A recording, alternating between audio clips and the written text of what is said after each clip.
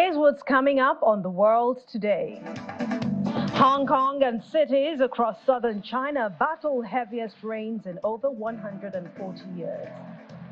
Indian capital sees tight security as world leaders arrive ahead of G20 summit.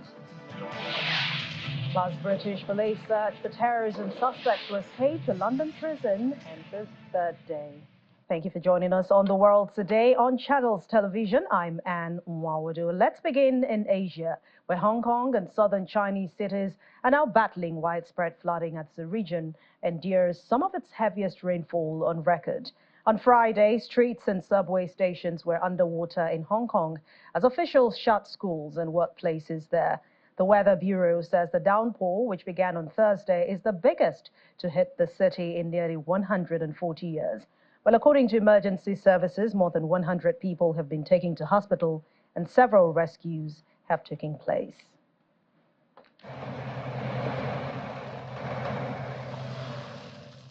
Hit with record-breaking rainfall, Hong Kong is seeing its heaviest rain in over a century of records.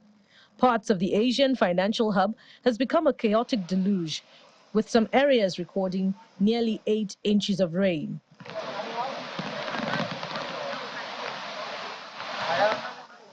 Streets turned into rushing streams, leaving some to wade waist-deep in murky waters. Metro stations become swamps, making the city's rail operator, MTR, partially shut one line while others operate with delays. Business districts in the densely packed city of over 7 million remain flooded on Friday morning.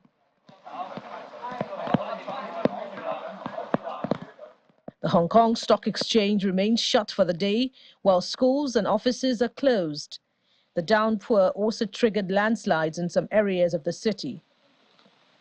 Residents say they've never seen anything like it before. Yeah, never. This is my first time ever seeing this. Because before it rained, it never happened like this. There was no landslide ever. We never thought there would be any landslides here. But today it changed. This is the first time a landslide happened here. The torrential rain was brought by Typhoon Haikui, which made landfall in the Chinese province of Fujian on Tuesday. Although it had weakened, a huge amount of water was still dumped on areas still soaked by another super typhoon last week. The city's leader, John Lee, said in a statement that he was very concerned about the severe flooding in most parts of the territory. He instructed all departments to respond with all-out efforts. The neighboring Chinese city of Shenzhen was also hit by floods caused by heavy rain. Authorities are now warning people to expect heavy rains for the next 3 days in the regions of Guangdong and Guangxi. Meanwhile, in Europe, receding floodwaters have left a trail of devastation in central Greece, and that's after a rainstorm that raged for 3 days, killed at least 6 people and caused billions of euros worth of damage. As of Friday, hundreds of people remained in their homes or on high ground in the central plain of Thessaly, which bore the brunt of the storm Daniel's relentless deluge. But video footage from the Thessalian capital of Larissa showed a flooded neighborhood and rescue workers using a fire truck to bring residents to safety. One of the bread baskets of Greece, this Thessaly, also represents about 15% of the country's annual agricultural output. It also is a major cotton-producing area, but now underwater.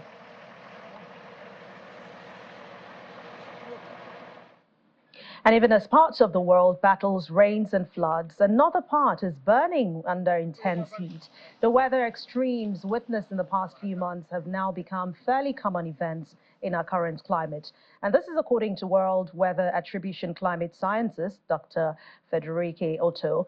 Dr. Otto, who was reacting to a report published by the Climate Central and the World Weather Attribution Study, says that carbon pollution has boosted heat for billions during Earth's hottest summer. That report, which was released today, a day after the summer 2023, was named the hottest on record. European Union countries are preparing to push for a global deal on phasing out fossil fuels at the United Nations COP28 Climate Summit, which will begin in November this year. While countries have never before agreed in UN climate negotiations to gradually stop burning all CO2 emitting fossil fuels, despite this being the main cause of climate change. The reason we know the influence of climate change on these extreme heat waves and also other extreme events is that we know very well how many greenhouse gases have been put into the atmosphere in addition since the beginning of the Industrial Revolution, and we can take these out of climate models atmosphere, and then we compare weather in the world today that we see outside our window and the weather as it might have been. And in the case of the heat waves in North America and Southern Europe, we found that today it's about a 1 in 10-year event. But without climate change, they would have been impossible to occur. So one of the other key findings is that these events, even if they seem extreme and if temperature records are broken by a large margin, we most of the time find that they are not extreme, but that they are fairly common events in our current climate. Whether this is a new normal or not is something we cannot answer, because what the new normal is, we will only find out once we've stopped burning fossil fuels. As long as we continue to burn fossil fuels, these events will become more and more frequent. So we definitely have to get used to them. But if we don't stop burning fossil fuels soon, they might not be the new normal, but the new cool extremes. Let's talk about a new data study by Deutsche Welle, and the European Data Journalism Network has declared that air quality in Europe has degraded significantly, with nearly everyone in the European continent breathing in bad air. It also says the level of particle pollution in the air is most of Europe, in most parts, is higher than the limits set by the World Health Organization. But how big is this issue, and how are people responding to it? Well, to talk more about this, we're now being joined by Deutsche Welle's Varda Imran. Thank you very much for joining us on The World today. Now, let's begin with where in Europe is the biggest concern, where the air pollution levels are really high. Data analyzed by our data team and the European data journalism team shows that it's widespread over the whole European continent. We found that 98% of all people who live here live in high concentration levels of this kind of air pollution. But it is most severe in northern Italy, hotspots like Milan and so on. It's also quite high in major coal-producing areas of Poland, for example, major cities like Barcelona in Spain, Athens in Greece, and large parts of Central Europe have also shown problematic levels of this kind of air pollution. Now, so the kind of air pollution we're talking about and our team looked into is fine particulate matter. It's a combination of very small solid and liquated particles from different materials and pollutants. It's invisible to the naked eye, and it's very fine, very thin, 30 times thinner than a strand of hair. So it's the kind of pollution you don't really see, but only know how big of an issue it is in the after effects. For comparison, in Milan, the levels of this kind of pollution are 4 times higher than what the WHO recommends.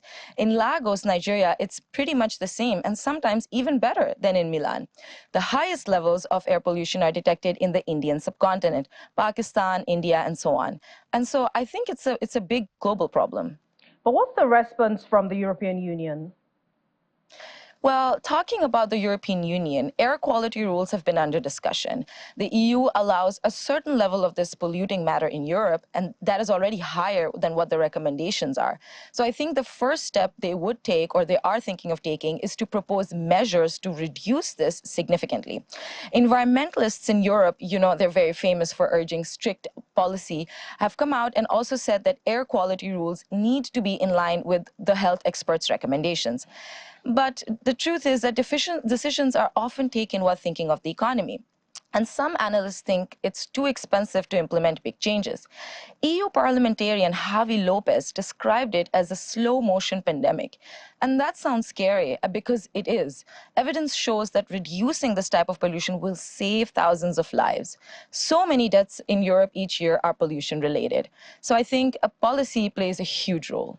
Well, we know that Europe has ambitions to be more climate friendly. Well, so high pollution levels must be a very big concern for everyone. But how are people responding to this information, and how much do they even know about what is really going on about the climate? Well, this is a bit of a tricky question because you see, for some people, the pollution problem is much more obvious than for others. Cyclists, for example, have been impacted severely by air pollution and have discovered lung-related or respiratory problems either at a young age or later in life.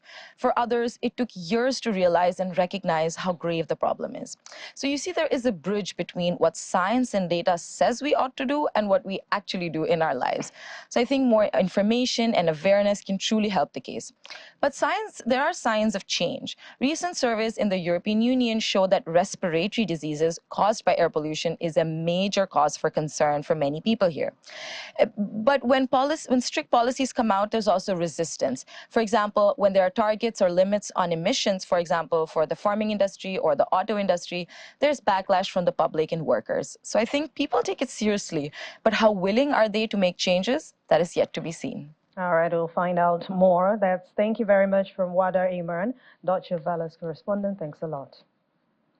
To other stories now, let's switch our attention to New Delhi, India. As the city prepares this weekend for the G20 summit, global leaders have begun arriving the Indian capital to attend the two-day event. Turning New Delhi into a ghost town, a city-wide lockdown has been enforced on shops and traffic, mostly in central areas and within New Delhi's central, administrative and business district in preparation for the summit. The streets have been adorned with huge billboards and posters displaying Prime Minister Narendra Modi's image alongside a message welcoming delegates, signifying India's readiness to embrace the world. India has been pushing hard for a joint declaration that signals broader agreements on issues of global concern. But if this summit ends without one, then it will be the first. Meanwhile, the G20 leaders' communique is set to be almost ready to be presented to those attending the weekend summit of the group. India's G20 Sherpa says the statement will be a voice of the global south and developing countries. India, which holds the rotating presidency of the group of 20 major economies, is hosting this summit this year, and a consensus on the final document is key to the success of the summit. India wants the summit's final communique, the leaders' declaration, to accommodate the views of Russia and China, whose leaders are not attending and have blocked efforts by Western nations to include strong condemnation of Russia's war in Ukraine. While the hardened stance on the war has prevented agreement on even a single communique at ministerial meetings during India's G20 presidency so far this year, leaving it to the leaders to find a way around, if possible. New Delhi leaders' declaration is almost ready. I would not like to dwell on it because this declaration will be recommended to the leaders and the leaders will then accept it. And only after it has been accepted by the leaders, we'll be able to talk about the actual achievements of this declaration. The New Delhi leaders' declaration, which many of you will see post the summit, you will see it as a voice of the global south and the developing countries. As far as AU is concerned, let me say that the Prime Minister, who's a great believer in global south, had written to all the leaders and there has been a very positive response, but formally that will come before the summit. And as India seeks a joint declaration on the end of this summit, the European Union thinks that it is difficult to predict if leaders of the G20 can reach a consensus. The European Union Council President Charles Michel says that negotiations are ongoing and the European Union wants the G20 to focus on tackling global challenges of food and energy and security, saying that Russia was blocking Ukraine's export of grain through the Black Sea, one of the key issues to feature in this weekend's talks. Negotiating, and I don't intend to say something that will make the efforts more difficult. We support the efforts made by the Indian presidency, but this is very clear that the EU position is crystal clear, and we condemn this Russian aggression. We support the sovereignty and the territorial integrity of Ukraine. We support the just peace formula proposed by President Zelensky, and we will be always very active to defend those principles and those values in all the different multilateral formats, including in this G20 meeting. difficult to predict if it will be possible to have an agreement on a declaration. I'm just observing that last time when we had the last meeting of the G20, we succeeded and we had a common statement, we had a declaration, and I'm observing that for some countries it seems to be more difficult today to agree on a clear position, condemning and also sanctioning Russia for this decision to launch this war against Ukraine. And staying in India, to boost security in New Delhi, tens of thousands of military and police personnel have been deployed across the capital to beef up security there. According to Delhi Special Commissioner of Police, Dependra Pathak, the city will be guarded by nearly 130,000 security personnel, including the 80,000-strong Delhi police. The event will take place in the sprawling refurbished Pragati Maidan, which is a convention-cum exhibition center in the middle of one of the most populous cities in the world. Approximately 80,000, that is the number of Delhi police. So everyone is on duty in some way or the other. And that is a focused kind of role related to the G20 during this entire summit. This is one. Apart from this, the paramilitary forces, the Home Guard, the civil defense, so that also we are making use of drone in certain areas, like all the social media monitoring, scanning. So for that, the real time and simultaneously the CCTV, the video analytics, the various kinds of video analytics, the face recognition and all. So many things, all these technology elements which are used in police and which will help us, which are helping us, so that we will be maintaining law and order and crime criminal containment in entire Delhi. It's certainly, and particularly during the summit time, it's a big challenge, and we are covering it professionally and with highest standards of alertness that we are doing. When the world today returns in just a moment, voting continues in tightly controlled regional elections in Russian annexed regions of Ukraine. We'll bring you the details.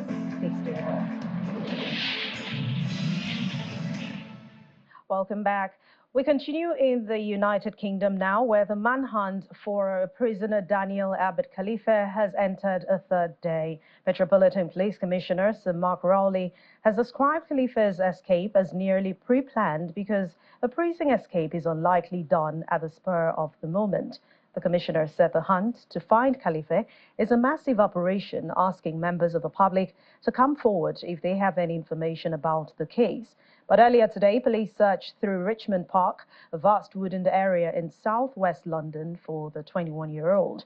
Khalife, who's a former British soldier, was jailed in January and is accused of trying to gather information for a hostile state, which is understood to be Iran.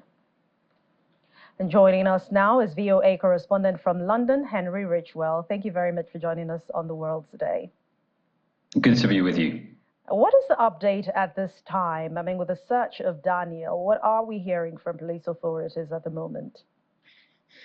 Well, just in the last half an hour, the police have confirmed that a member of the public did see Daniel Khalife leaving that food delivery van on Wednesday morning at Wandsworth roundabout, just about a mile up the road from Wandsworth prison, where he was being held and from where he escaped, seemingly clinging to the bottom of that van. This is the first confirmed sighting we've had of the suspect, who describes seeing the man climbing out or off of the food van at the roundabout and then making his way towards the centre of Wandsworth, which is part of London, in southwest London, just on the south bank of the River Thames.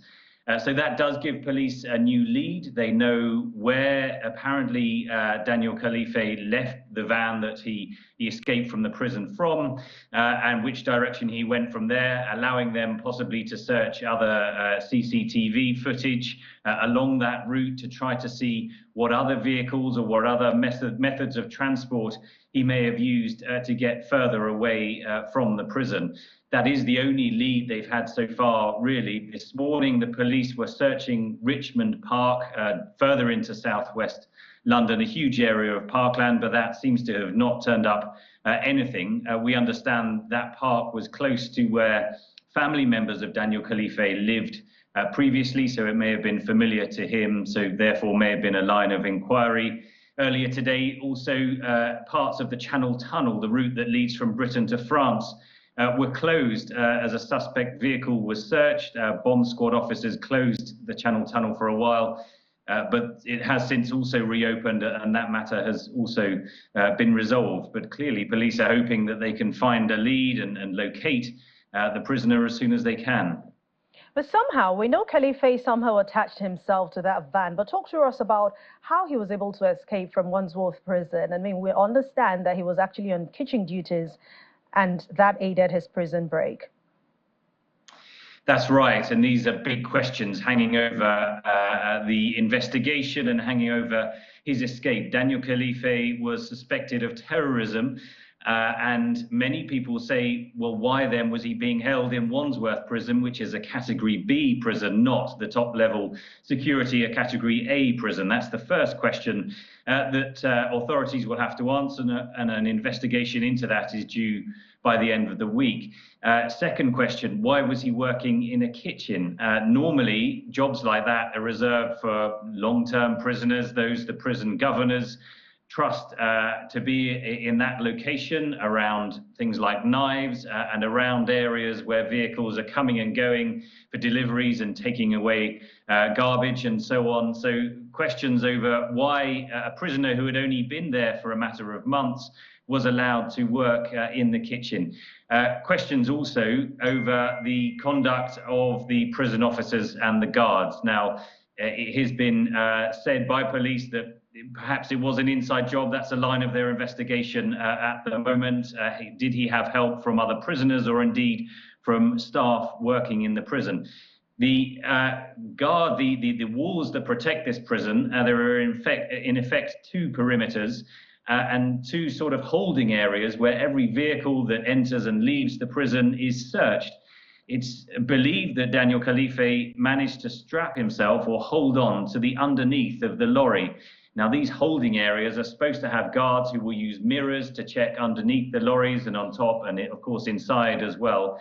How exactly was he able to evade those checks, cling on to the lorry and go 1.5 miles up the road before clambering off and seemingly escaping as well? And also, it was an hour before the police were able to track down the lorry itself, an hour after the prison guards discovered that he had escaped the prison. So why the delay? Those are precious moments in the investigation. So many, many questions to answer, even as this live investigation and this search continues. Well, we know Khalife has been said to be a former British soldier, but from what you know and what you have gathered, how much do we know about this man? Not very much. We know that he was born in Britain. He grew up in southwest London, so it's familiar territory, if you like.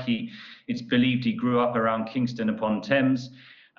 We know that he is a trained soldier and that he was dismissed from the army earlier in May 2022 on terrorism offences. He is accused of planting fake bombs in the former barracks where he served, and also possibly handing information about fellow serving soldiers to an enemy or a foreign state. That state is believed to be Iran. That was part of the trial, the ongoing prosecution against him. He was due to reach trial in Woolwich Crown Court in London in November later this year. The police, the authorities haven't released much further information about it. Clearly, at the time of his trial, we would have learnt more about that case. But the prison and the police are also not releasing too many details currently about how they believe he escaped. because they don't want to reveal any insecurities, any flaws in the prison security until he is captured and until those flaws can be rectified. But how have the British people been reacting to this news since he broke out of prison? I mean, and also, is he a threat in any way to the public? Well, there is two layers, I suppose, of concern among the British public here. The first, all that is being voiced by the British government as well. How on earth could a prisoner escape in this manner, despite being a Category B prison? There are dangerous prisoners inside that jail, and so a more universal concern about security at British prisons. On a more sort of personal safety level, the police have said they do not believe that Daniel Khalife presents a danger to members of the public, although they underline that he is trained as a soldier, and they have asked members of the public not to approach him, but if they suspect they've seen him or seen anything suspicious, that they call emergency services and alert the police to that. But yeah, I think a real shock that in this day and age, in 2023, with the technology, the surveillance that the state has at its disposal, that a suspect accused of terrorism is able to escape a prison. All right. Thank you very much. Henry Richwell, VOA correspondent from London. Thanks for your contribution on the program. Thanks very much. Well, there is another manhunt ongoing in the United States. For more than 1 week now, a fugitive killer has eluded Pennsylvania police after he escaped a prison by scaling its wall. Danilo Cavalcante, who is originally from Brazil, escaped the Chester County prison on August the 31st. A number of reported sightings show him place the fugitive in a heavily wooded rural area about 3.2 kilometers from the prison where he escaped. Cavalcante was convicted for murdering his former girlfriend and sentenced to life in prison. Pennsylvania State Police Lieutenant Colonel Judge Bevins has warned the fugitive is considered dangerous and advised residents to be aware of empty properties where he could be hiding and to contact police for any searches of empty homes. I believe he becomes more desperate. I believe he has always been very dangerous, and I've said that from the start. He's already murdered 2 people, one in Brazil and one here, in a very brutal manner. He's a very dangerous individual, and he remains so. We are checking homes. We are talking to neighbors if we don't find somebody at that home, and then each one is handled on an individual basis. We typically can check, tax records, county records, to try and find an owner if we're just completely unsuccessful. But the biggest thing we look for immediately while we're there is any sign at all of forced entry. And we have found some open homes, and in those cases we try to obtain permission. Otherwise, through exigent circumstances, we can at least make sure that that home is not occupied. I have every reason to believe he is still within that perimeter, yes, sir. Can you tell us why you have every reason to believe?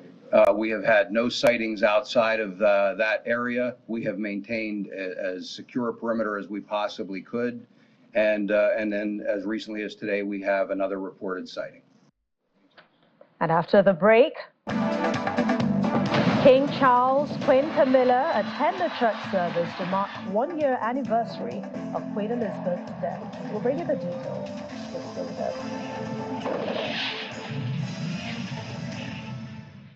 Welcome back. Let's turn our attention to the African continent, where at least 49 civilians have been killed in a river boat attack in northeastern Mali. The incident has been attributed to the Islamist militants in the country, who reportedly also attacked an army camp in the Gao region, where 15 soldiers and 50 militants were left dead. Well, according to Malian authorities, militants reportedly attacked the boat at around 11 local time as it was traveling on the river Niger from the town of Gao to Mopti, which is a river is a key transport link in a region where there are few quality roads and no railways.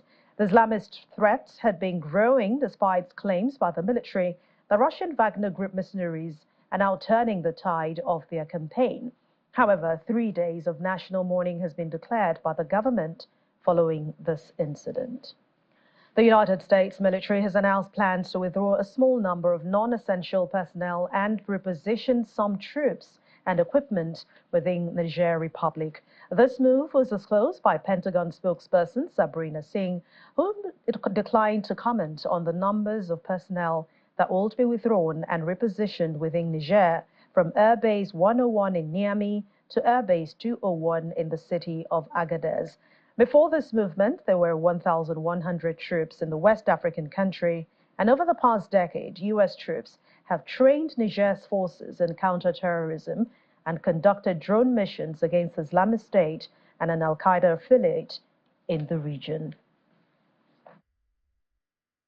Measure. So what we're doing right now is the department is repositioning some of our personnel and some of our assets from Airbase 101 in Niamey to Airbase 201 in Agadez. But it's simply precautionary. Our force posture hasn't changed in Niger. Our position remains the same, that we hope that the situation on the ground gets resolved diplomatically, but would just reemphasize that there's no immediate threat to U.S. personnel or violence on the ground.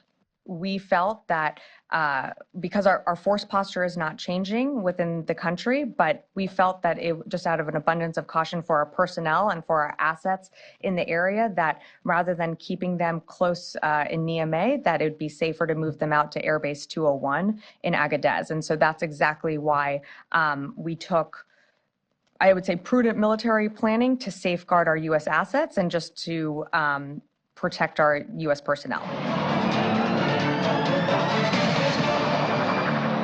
We're now in Sudan, where the deputy leader of the Rapid Support Forces, Abdurrahim Dagalo, has denounced sanctions imposed by the United States on him, calling it unfair, shocking, and unfortunate. His comments are coming after the U.S. on Wednesday imposed financial sanctions on Mr. Dagalo and a travel ban on the group's commander, General Abdurrahman Juma. The sanction was imposed over human rights abuses, sexual violence, and killings in the West Darfur region. Both Mr. Dagalo and General Juma denied the U.S. accusations as lies and misleading. Meanwhile, U.S. Ambassador to the United Nations, Linda Thomas-Greenfield, has visited Chad's border with Sudan, where she met refugees fleeing ethnic and sexual violence in the war-torn country.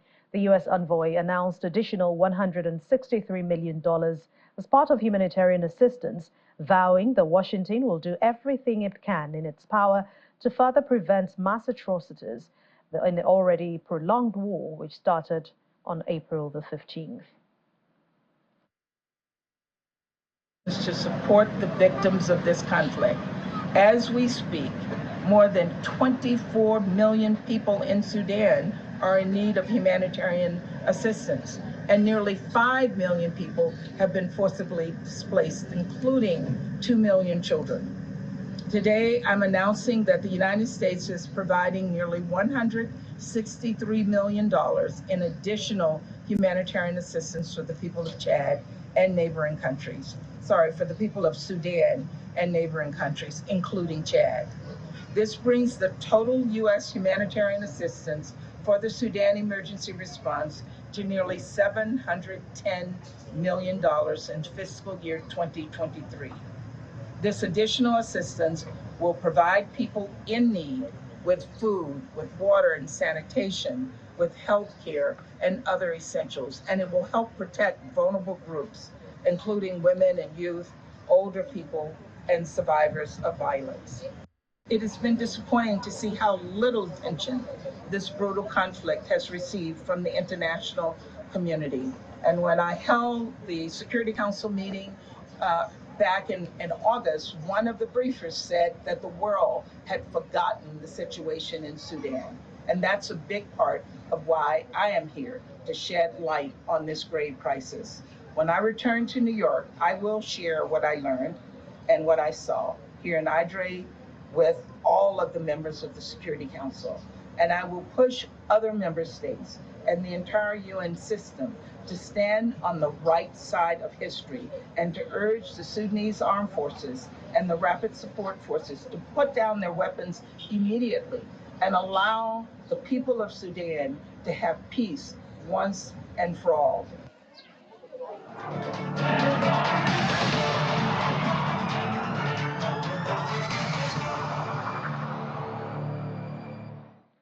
Well, a brief check-in with the 2024 U.S. election. Republican presidential candidate Nikki Haley has been speaking about the differences between herself and her Republican opponents, former President Donald Trump, mainly on foreign policy issues, and the more assertive approach she's now taking on Ukraine compared to other candidates in the field.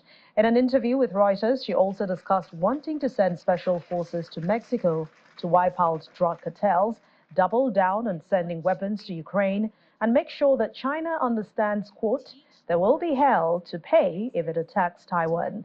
The former U.S. ambassador to the United Nations is getting more attention from Republican voters since the first Republican primary debate on August the 23rd, where she strongly asserted the importance of confronting Russia and China.